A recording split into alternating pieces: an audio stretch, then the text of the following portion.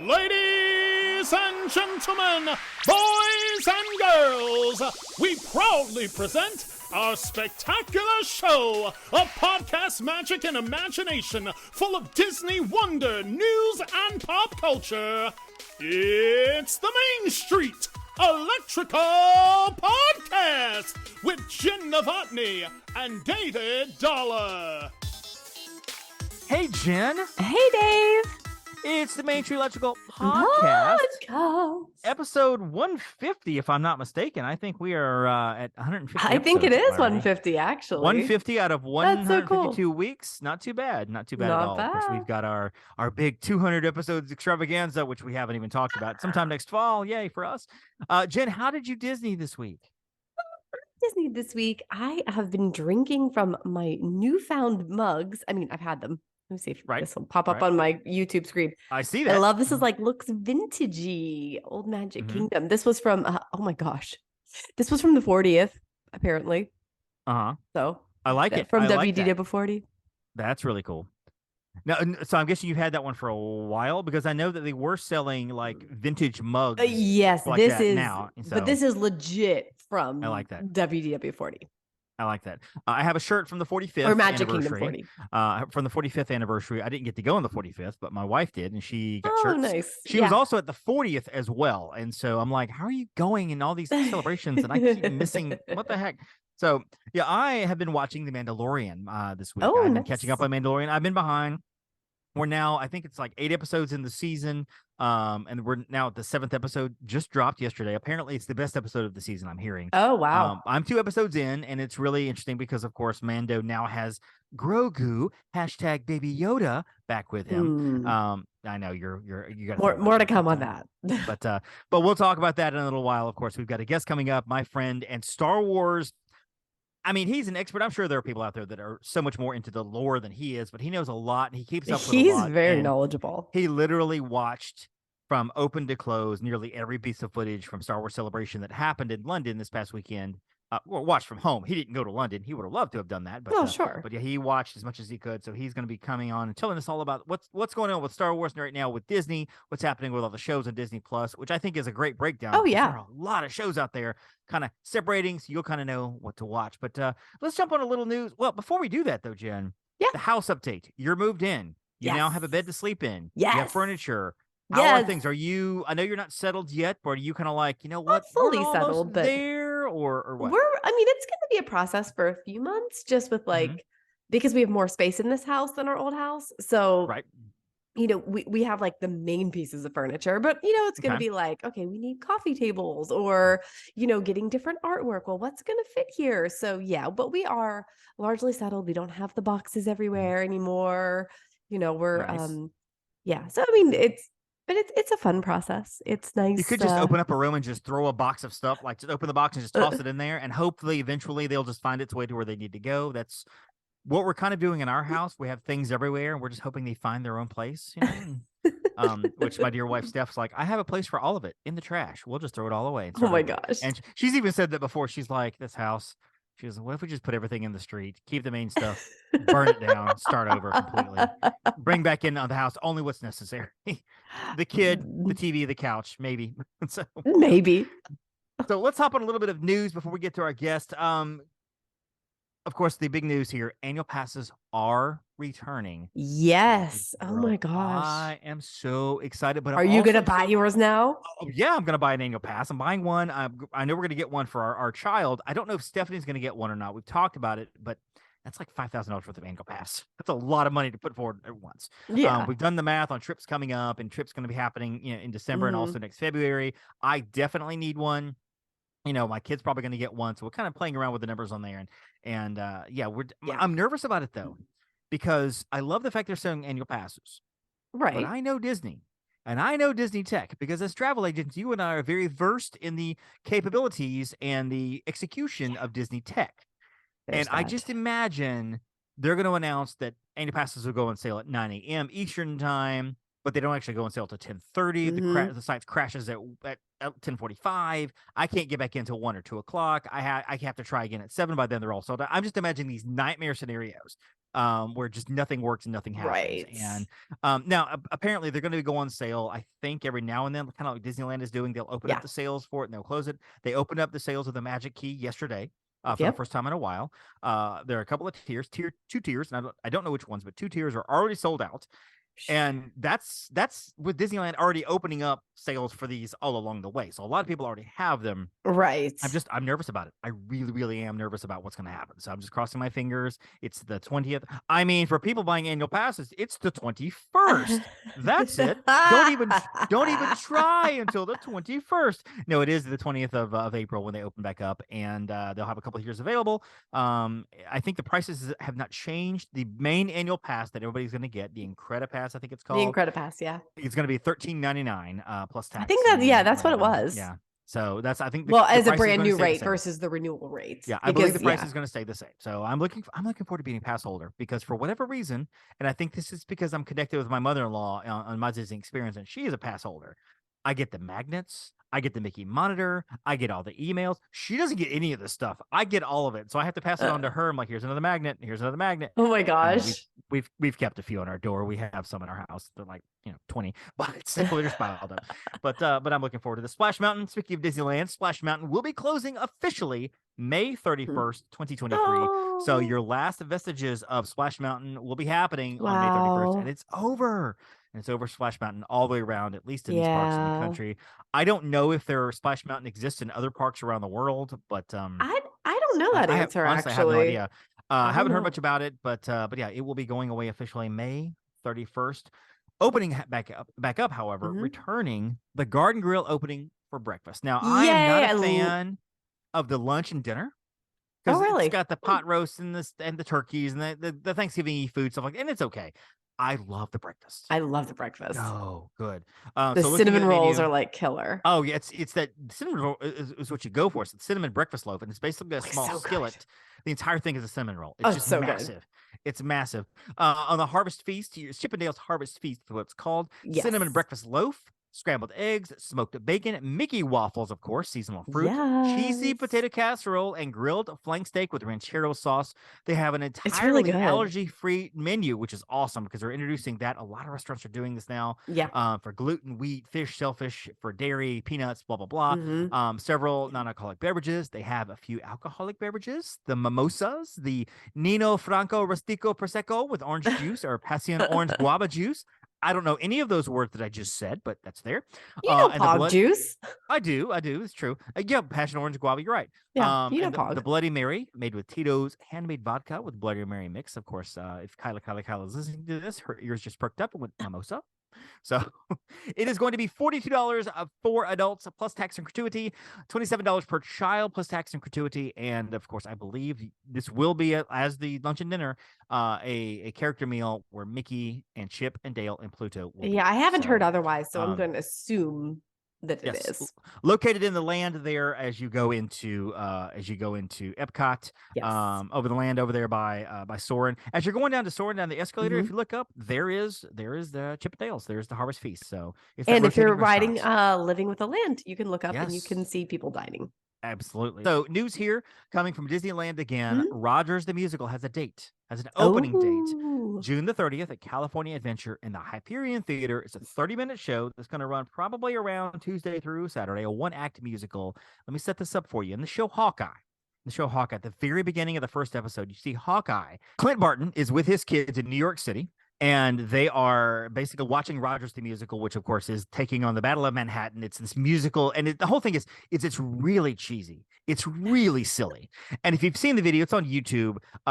It's just so bad. And I want to say at the end of the episode, they actually show that entire musical sequence. Oh my gosh. It's just so bad, but it's so good because it's like, I can do this all day. And they're introducing all the characters and the costumes are terrible. And Clinton Barton is just like face palming. He's looking down at his kids and they're just like, oh my gosh, what are we watching? And they're going to do this whole musical. And I'm hoping, it fits perfectly with Adventures Campus, which is right there by Hyperion Theater. I'm hoping they bring this to Walt Disney World. It must be so. I don't know if this falls under the whole Avengers thing, and you can't do that contractually, whatever. But I would love it. Oh my gosh, it'd be so fantastic to see at Disney World. So that is coming. And final bit of news here before we go on is our Star Tours is getting new characters and not new characters, but new worlds coming. New worlds. We're probably thinking the Mandalorian will be involved. We'll see Mandalore, we'll see other things, and of course they've said and characters we have not even seen yet.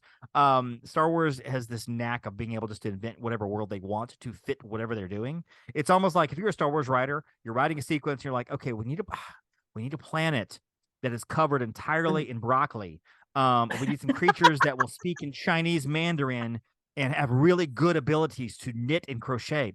Okay, we'll just invent a world. That world is called Plantar 77. Perfect. All right. We just created a planet. That's what we need. And they have the ability just to create stuff. They just create things and create worlds. That's the beauty of it. So that's why they can't say, hey, these characters are coming. They're like, we don't know what characters are coming because we don't know what we're going to make up between now and then. But we'll talk all about that in just a minute. Let's get to our guest. Let's talk to our good friend, Mikey. And I am proud to welcome back to the show my friend, my Deucecast Movie Show podcast co-host, and of course, Jen's friend, Disney fan, Star Wars file all around, which is why you're here, Mr. Mikey Nipp. Mikey, how are you? Pretty good, man. I'm basically your Star Wars correspondent at this point.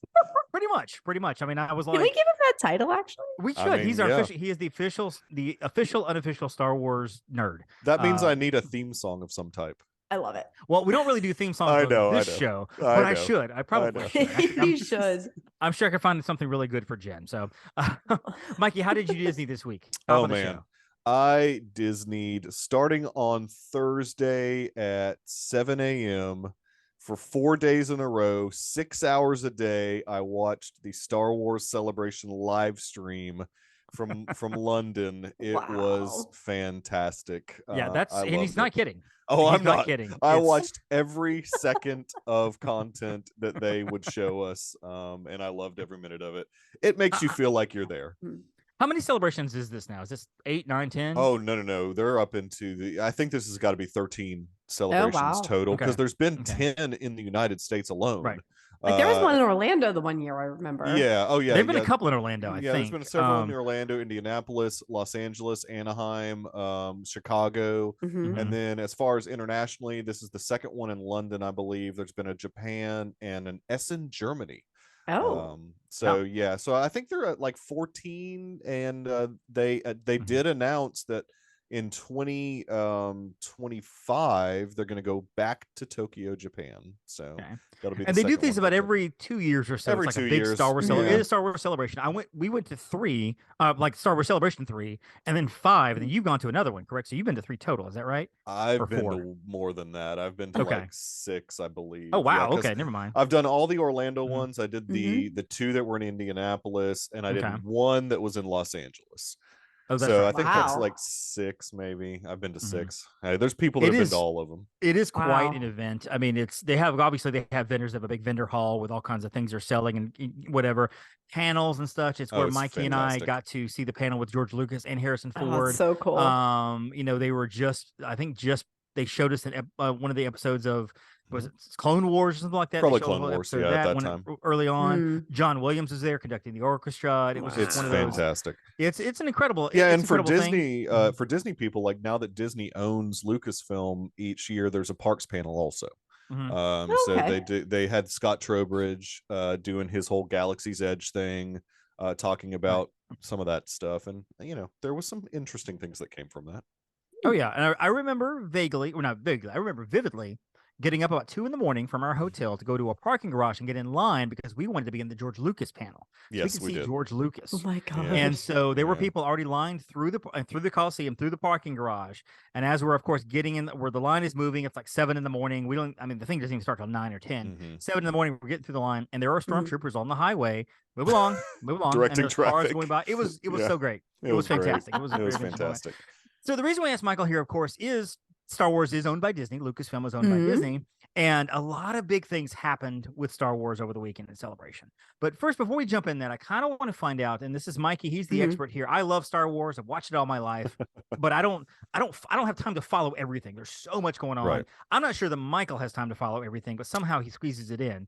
He might catch an episode of something at 4 a.m. Yeah, no, at least anything that's televised or in movie theaters. I don't read all the books. I don't read the comics. I mean, there's a whole world, a different Star Wars era that they are focusing on with all the books.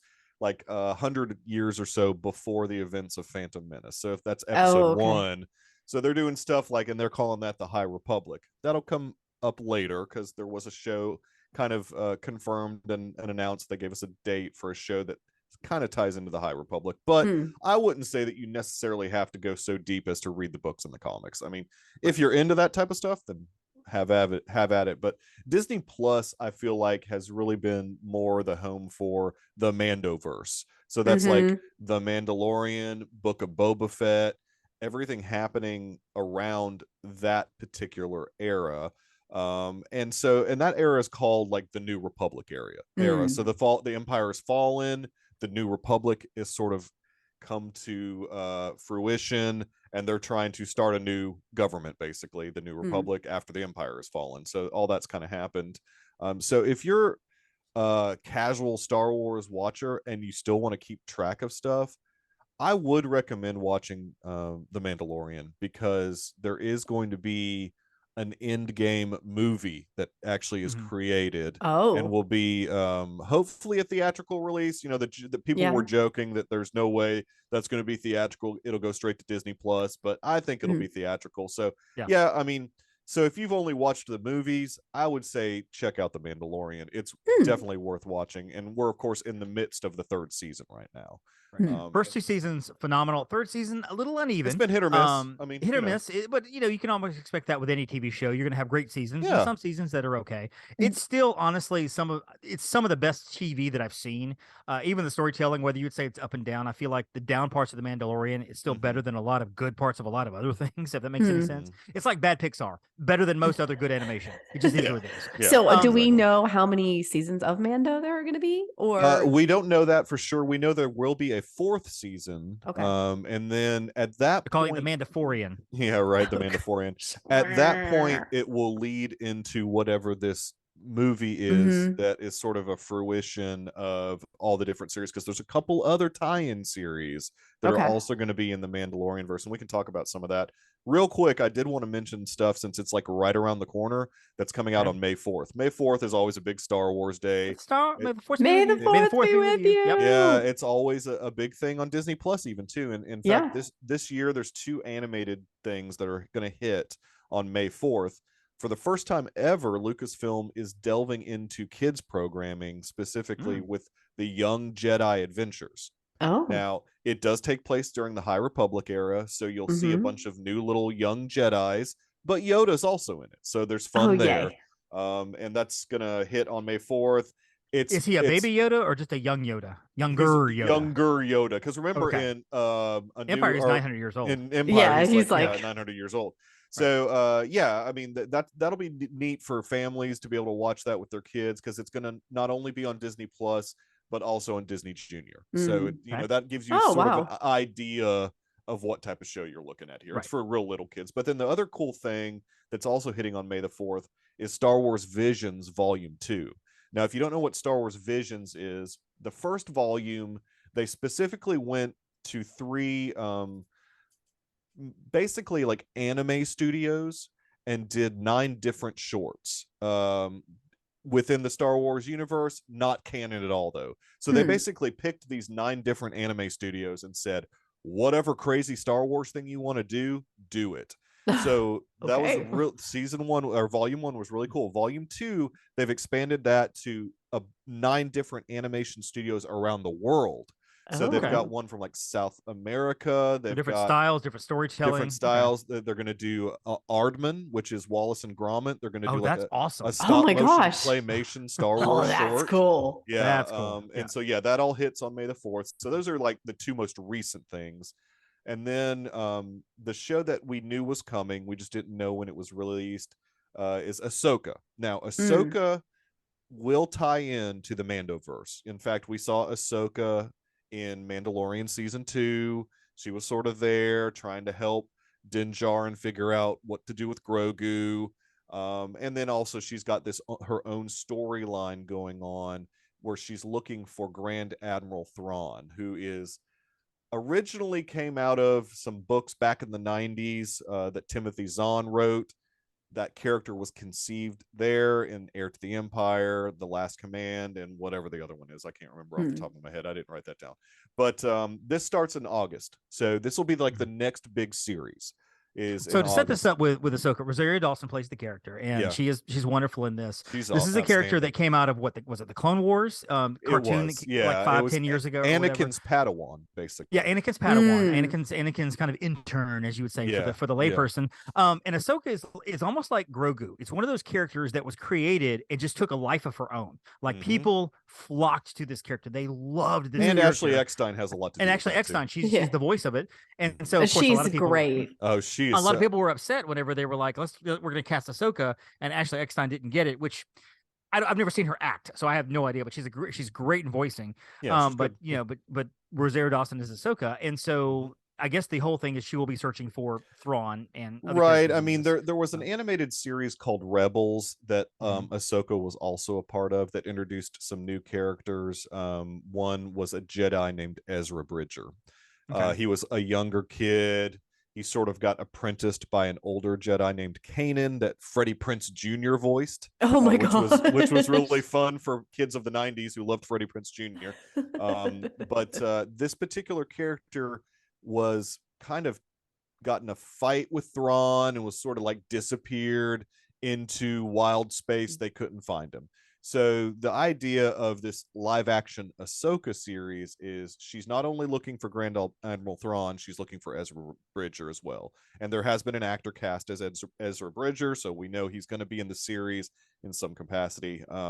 It's an exciting show. The preview looks great. I would recommend looking it up on YouTube. It looks really, really good. It has the same type of vibe as The Mandalorian. So just it looks really good. Jen, if you're not familiar with Asohka, or anybody who's not familiar with Asohka, look up Ahsoka ears on Google. I know who Asohka. Yeah, I do know. Yeah, people may or may not know, but people might not know the Asohka ears. You've probably seen them in the parks, though. Oh yeah, definitely. Yeah, they're definitely there. Ahsoka, Mandalorian, they're kind of happening around the same time. Book of Boba Fett also same timeline-ish. Yep. And this is all happening after Return of the Jedi, but before Force Awakens. But before, correct? Okay. That's exactly right. So between right. 6 and 7. Yeah, the New Republic era, basically, is what they're calling. Now, the other show that we're going to get probably at the very end of the year is called Skeleton Crew. It also is part of the Mandalorian universe, specifically in the New Republic time. This one stars Jude Law, so that's pretty fun. Okay. Like, he's the main actor. This particular show, the showrunner is John Watts, who has done the 3 most recent Spider-Man films. So he's got a lot of pedigree coming into this. He's working with his writing partner on this particular show. Basically, from what I understand, John Watts came to Lucasfilm with this cool idea, pitched it to Lucasfilm, and they were like, yes, let's make this show.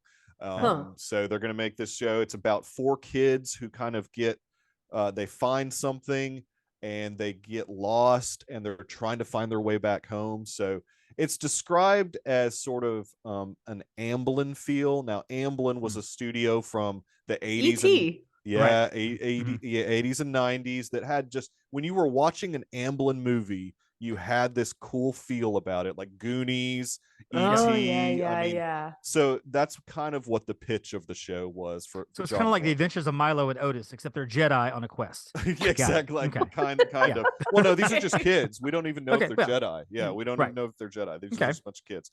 Now, stuff further out that was announced, a show that Star Wars nerds knew was coming is called The Acolyte. This is created by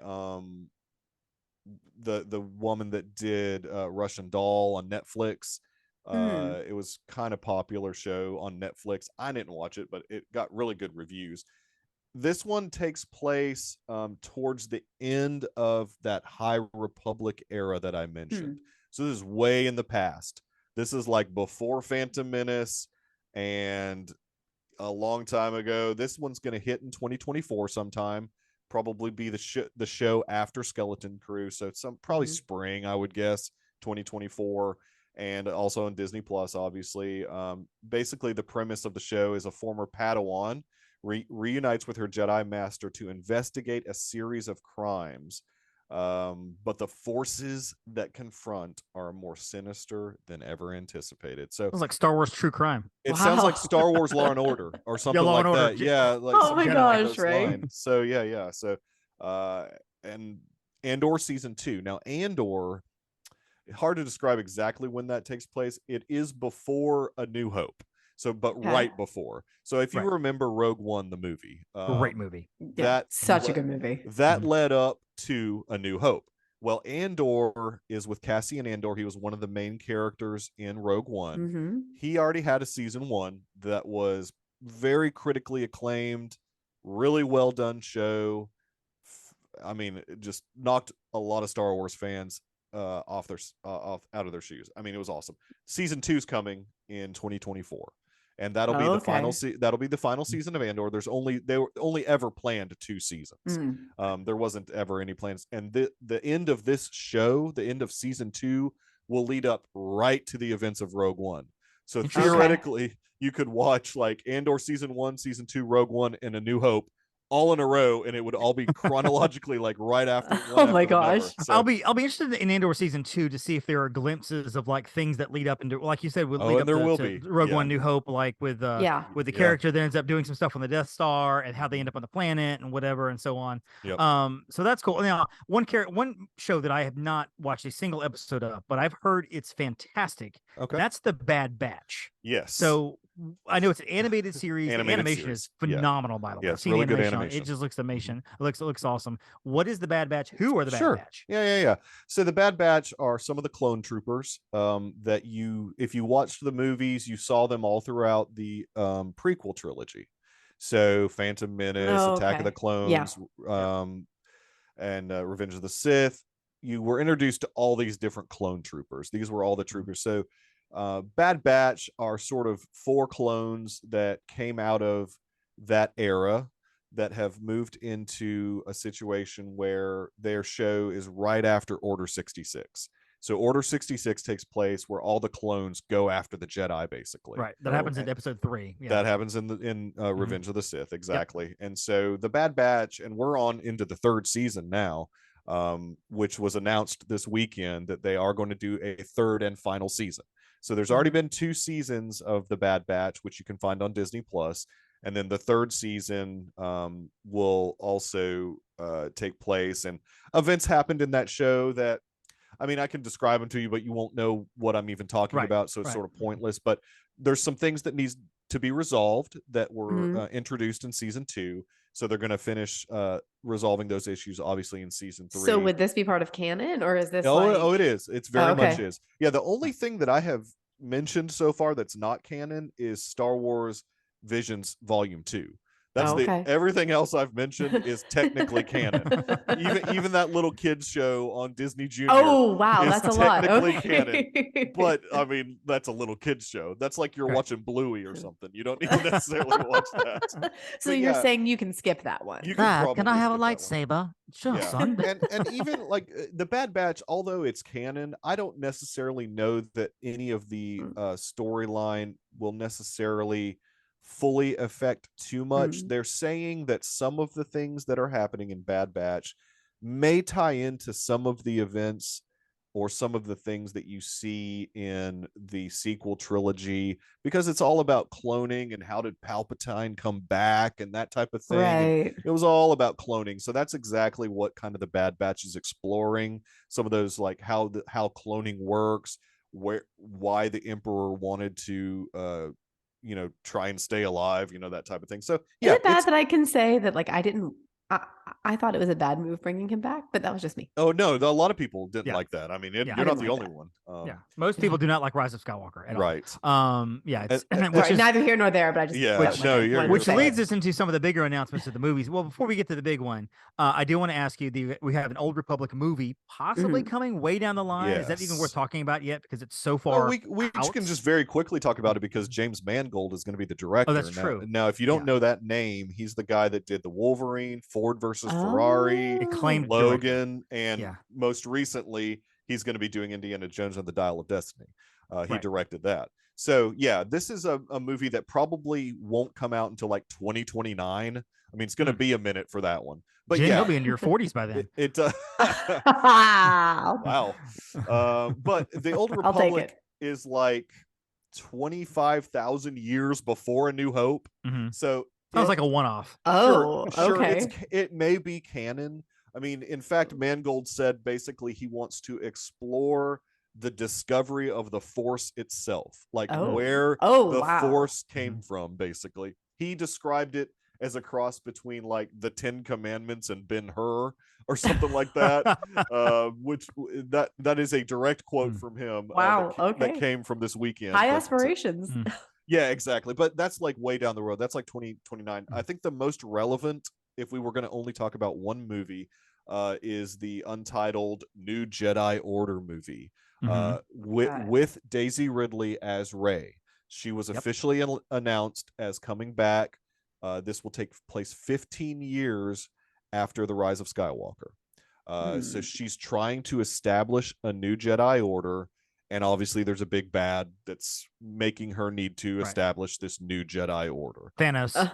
Yeah, exactly. Somebody's going to snap their fingers or something. So yeah, it was cool. I mean, Daisy Ridley came out on stage. Everybody cheered. You would think that possibly they're going to try and get John Boyega back as Finn. They'll probably try and get Oscar Isaac back as Poe Dameron. So, you know, it's a big deal. That's the one that's probably going to be at the December 2025 if they can hit that date. That's kind of the date they threw out there. They were all like Christmas time. Yeah, that's what the like Disney the newer ones. Yeah, the Disney ones have been that way. So yeah, you would think that is going to be the first one that they're going to work on. They've hired a screenwriter who's currently working on the script. It's apparently about 6 weeks away for him to turn in his script because they really need to start filming that thing this summer if they're going to hit that December 2025 date. Yeah, so I do like Rey's character. Yeah, and we can throw out the director's name. It's a director you haven't heard of. Her name is Sharmeen Obaid-Chinoy. She did a couple episodes of Miss Marvel. She did like episode 4 and 5 of Miss Marvel. She has won 2 Oscars for short subject documentary. So she's a talented director. But this is kind of like her first big foray into a blockbuster film. So you know, who knows if it's gonna be big, but you know, it is what it is. I feel like the bar was knocked down pretty low with Rise of Skywalker, and I do feel comfortable saying that most people did not like how the series ended. So there's a lot of room to, even if they just go average and slightly above the line with this, they're gonna win. You know, bringing back a good story and everything. You're right. So I'm looking forward to this, obviously. And then, of course, I see on that possibly we're going to get a possible Mandoverse movie. Yeah, no, which it I'm was anticipating. It was is it almost like like in the Ahsoka's? Here's the series. Here's the Mandalorian series. Maybe Book of Boba Fett. They're going to bring it all together. Like an Avengers, Star Wars type style of movie. Yeah. The cool thing for Star Wars fans, which we really never thought this would happen, but Dave Filoni is going to be the director of this film. Nice. Which is fun for guys like me that watched the Clone Wars, has watched Mandalorian, because he's kind of the guy that has saved Star Wars in a way. He kept the fandom going with the Clone Wars animated series. He works with Jon Favreau on all the Mandalorian series. I mean, it's cool to get to see him get to this point in his career where he's getting to direct a film and that's going to be like a huge Star Wars movie. I don't think it would go directly to Disney Plus. The intention is for this to be a theatrical release, and it would, if the timeline is correct, that one would be December 2027. So they're going like an every 2 years thing. So 2025, 2027, and 2029. There'll also, I'm sure, be shows on Disney Plus at that same time. They're not going to stop making Disney Plus content, obviously, even though they get back into theatrical. So who knows what's going to come in the future with that. I would think Mandalorian season 4 will probably come out in 2025. That'll be the final season, I would think, of The Mandalorian in preparation for the movie in 2027. So that's kind of It's kind of what I would anticipate. Well, for the casual viewer, and I'm going to use Jen as an example because I know that Jen's extremely busy. Who would you recommend? Obviously, The Mandalorian. Is there? I was actually about to ask that. Like, so one other show that you would recommend? Mandalorian, and maybe watch this one if you can. Yeah. If you're trying to keep up and be prepared Basically keep up, yeah. for the movie, yeah, I would watch Ahsoka. Okay. I would watch Skeleton Crew, and you could probably safely skip the Acolyte and not be confused about anything going on in the Mandoverse, because that takes place in the past, like that's that particular show. But yeah, I mean, I would definitely watch Ahsoka and Skeleton Crew, which are kind of like the next two big shows anyways. So, I mean, Ahsoka, like I said, is August of this year. That's like right around the corner, really. And Skeleton Crew will be the end of this year. So you've got like, two more series that are coming out this year. So like Book of Boba Fett, is that like a... You can skip it. I mean, there's like 2 episodes in the Book of Boba Fett that tie into the Mandalorian directly. But they kind of like explain that in episode 1 of season 3 of The Mandalorian. Right. So if you want to go back and look at you'll figure it out pretty quick, which is the 2 episodes with Grogu in them. Boba Fett's barely in the episode. Yeah, Boba Fett's not really in those 2 episodes, but yeah, Grogu's hanging out in Book of Boba Fett. Jen, that's Baby Yoda, by the way. Baby Yoda. I can't call him Grogu because that's wrong. Baby Yoda. Yeah. Okay, that's fair. I'm sorry, Team Baby Yoda. That's fair. That's fair. Well, he's just eating little snacky snacks with his chalky milk. I have had this rant before. They destroyed a good thing. Right. No, I agree. The name Grogu. Who was like, oh, let's like Yoda. Cute name. Like, good. We're down with Yoda. Right. Oh, like Grogu. It sounds like something threw up. Okay. It does. Yeah. Yeah. It's disgusting. Jen wanted a name like Snufflepuff. I mean, no, we gotta be a little bit more hardcore than that. Glitter, maybe that would be fun. Something like that. Something cuter than Grogu. So she could embrace. Just bad. So, so it looks like we've got basically three different Star Wars eras going on. We've got the High Republic and everything, some of the shows. Then we've got this main Mandoverse, which is between episodes 6 and 7, Return of the Jedi and Force Awakens. And of course, coming up, we have this new series of movies, The New Jedi Order, which is happening. All new stories happening after Rise of Skywalker. So I would anticipate like if the New Jedi Order movie with Rey makes a crap ton of money, they'll keep making those movies. They'll turn it into a trilogy. Like right now, they're saying it's just a one-off, but if it makes a lot of money and people come out and see that thing, they'll keep it going. I mean, they'll just turn it into a trilogy. I mean, because why not? Because everything else has been a trilogy. Right? Exactly. Real quickly as we wind down here, I know the parks, they have said Star Tours. They've got new footage coming, new scenes coming, and they've even said some of which we haven't even seen yet, which I guess that's going to be for programs that are upcoming. I'm assuming the Mandalorian is going to have a big presence in Galaxy's Edge very soon, because we've already seen Mandalorian and Grogu in Galaxy's Edge. We've seen both coasts. We've seen Boba Fett there as well. And so I think so. I think Ahsoka is it Ahsoka? Is she already there, or she?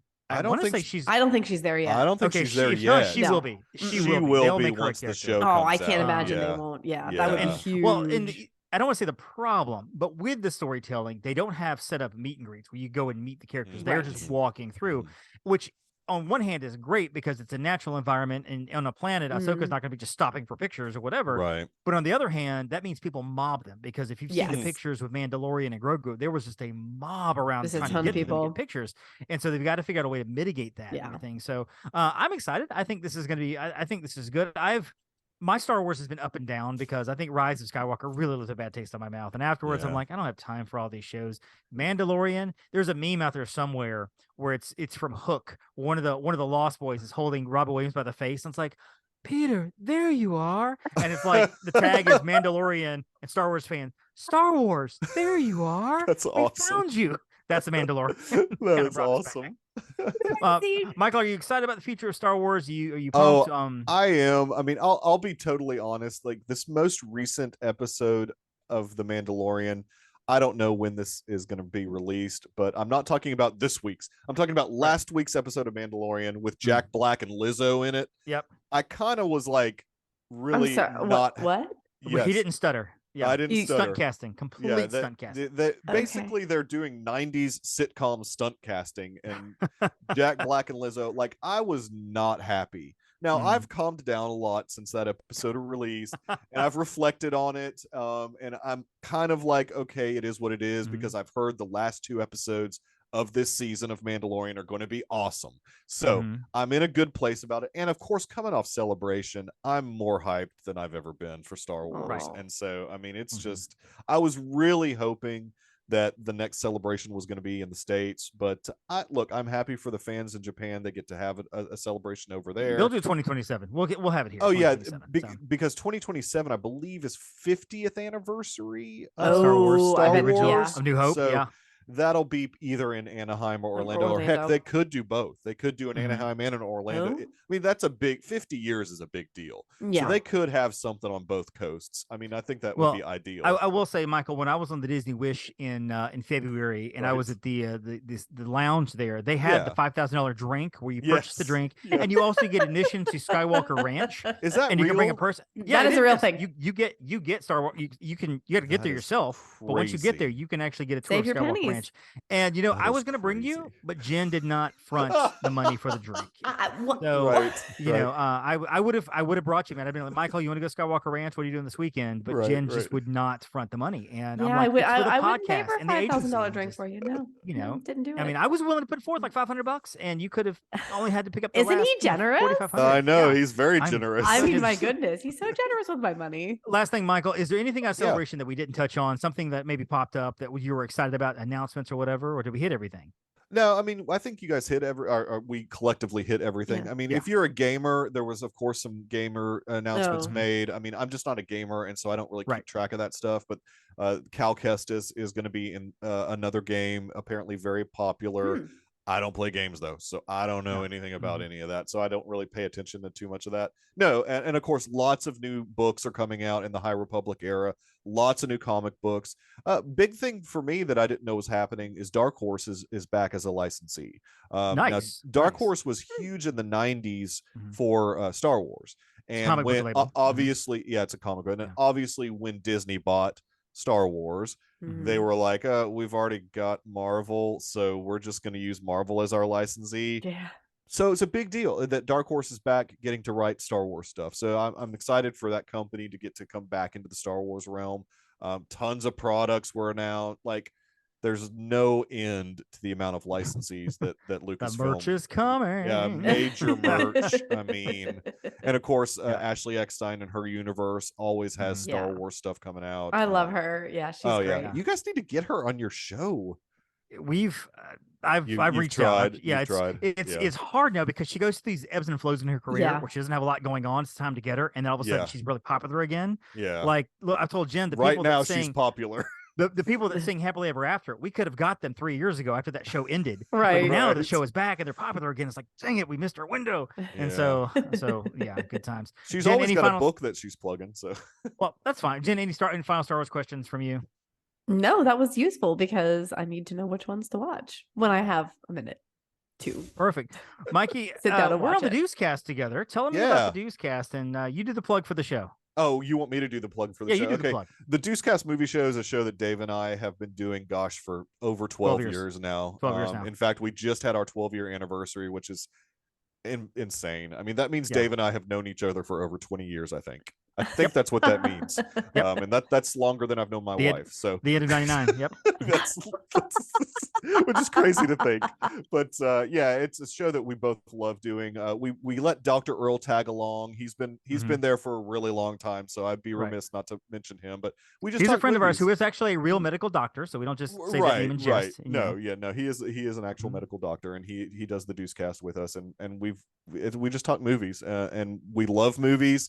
And it's a fun show. We hope that it comes across as we are releasing episodes every Wednesday for the last 12 years, just about. And if it's rare that we've missed one. If you're listening to this show on the day it drops, that means yesterday we dropped our Deuces episode, which is our annual award show, which we had Jen do the announcement, just like the Oscars. That was fun. Jen's like, please welcome to the stage. And now awesome, it was fantastic. It sounds great. Cool. It's so much fun. So much fun. So So Mikey, thank you so much for joining us, man. This was always great. happy to. You're the Star Wars guy here, and I love Star Wars, but I always ask you, I'm like, what do you know about this? What do I know about that? And it's always fun to hear your takes on the episodes. And we have a few other friends that have hot takes on the episodes too, which is fun. You don't want red on here. I'll never ask. But all right, man. Thank you so much. All right, talk to you guys later.